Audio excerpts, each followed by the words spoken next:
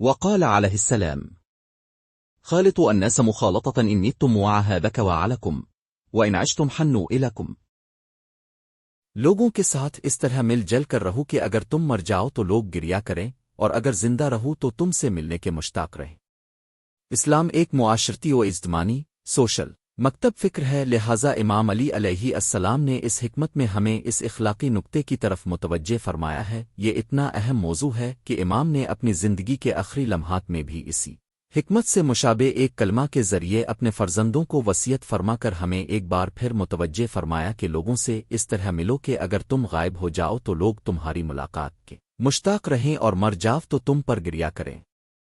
امام نے ان دونوں حدیث مبارک کے ذریعے کسی خاص گروہ سے نہیں بلکہ سارے بالوں سے حسن خلق، حسن سلوک، اچھا برتاؤ کرنے کی سفارش کی ہے، اور اس پر کلمہ الناس گواہ ہے، اور دیگر معصومین علیہم السلام نے بھی اس سلسلے میں لفظ ناس آجو لفظ عام کا افادہ کرے اسے استعمال کیا ہے، جس سے یہ بخوبی اندازہ ہوتا ہے کہ اسلام تمام لوگوں کے ساتھ مل جل کر رہنے اور اچھا برتاؤ کرنے کی تاکید کرتا ہے۔ چنانچہ رسول خدا فرماتے ہیں کہ سب سے عقلمند وہ ہے جو لوگوں سے مدارات اور اچھا برتاؤ کرے، اور سب سے ذلیل وہ ہے جو لوگوں کی اہانت کرے۔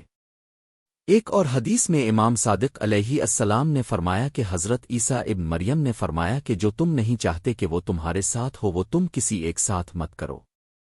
آپ ان چند روایتوں سے متوجہ ہو گئے ہوں گے کہ اسلام ہے کسی خاص گروہ نہیں بلکہ تمام انسانوں سے مل جل کر رہنے اور ان کے ساتھ حسن سلوک، اچھا رویہ، حسن خلق، اچھے اخلاق سے پیش آنے کی ترغیب دے رہا ہے۔ اگر ہم ایسا کریں گے تو لوگ ہمارے دیدار کے مشتاق اور ہمارے مرنے پر گریا کنا ہوں گے، اور ساتھ ہی ساتھ سلام کی طرف بھی راغب ہوں گے۔ چنانچہ اس پر تاریخی شواہد موجود ہیں۔ میں ایک واقعہ کی طرف اشارہ کرتا ہوں۔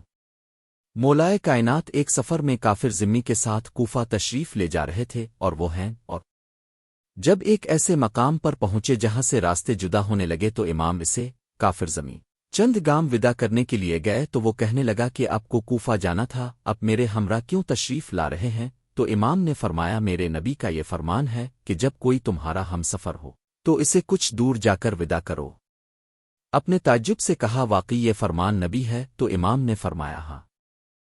اس اخلاق الوی سے اس قدر متاثر ہوا کہ وہ مسلمان ہو گیا۔ آج بھی لوگ اخلاق نبوی و الوی پیش کر کے لوگوں کو اسلام کی طرف جذب کرتے ہیں، لہٰذا ہم بھی ایسے اخلاق کے حامل ہوں کہ اپنے کردار سے لوگوں کو اسلام کی طرف دعوت بڑھے سکیں۔